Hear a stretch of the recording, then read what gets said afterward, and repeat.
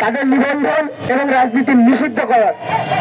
আমরা বিক্ষোভ মিছিলটি নিয়ে জাতীয় পার্টির কার্যালয় যখন ক্রস করেছিলাম, তখন জাতীয় পার্টির নেতৃবৃন্দরা আমাদের উপরে পেছন থেকে বোতল নিক্ষেপ করেছিল, আমাদের উপরে ইট পাটকেল ছুঁড়েছিল। আমরা কিন্তু শান্তিপূর্ণভাবে বিক্ষোভ মিছিল নিয়ে গিয়েছিলাম। আমাদের হাতে কোনো ইট পাটকেল, লাঠি সোটা, কোনো ধারালো অস্ত্র ছিল না।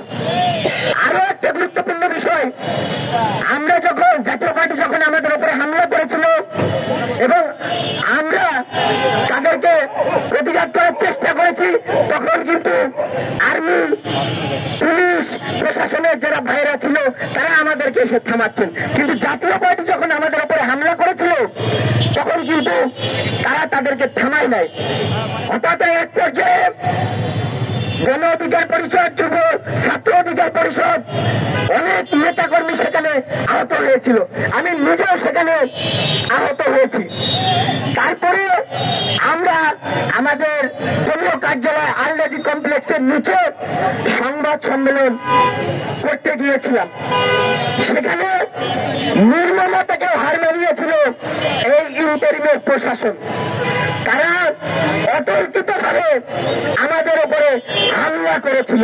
আপনারা দেখেছেন যে আমাদের সাবেক ডাকসু বিপি জননেতা নূর হক নূরের উপরে কিভাবে অতর্কিতভাবে হামলা করেছে, এবং ছাত্র অধিকার পরিষদের কেন্দ্রীয় কমিটির সাধারণ সম্পাদক নাজমুল হাসানের মাজায় এমন ভাবে আঘাত করেছিল যে তার মেরুদণ্ডের হাড় ফাঁকা হয়ে গিয়েছে।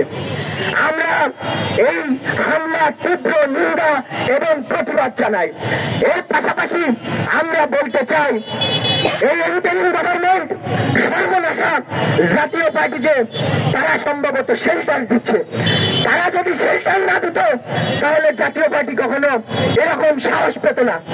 আমার ভাইয়ের রক্তের ওপর দিয়ে আমার ভাই বোনদের 30,000-এর বেশি ভাই বোনদের আহত, এই সকল ভাই বোনদের রক্তের ওপর দিয়ে দাঁড়িয়ে এই ইন্টারিম গভর্নমেন্ট দাঁড়িয়েছে।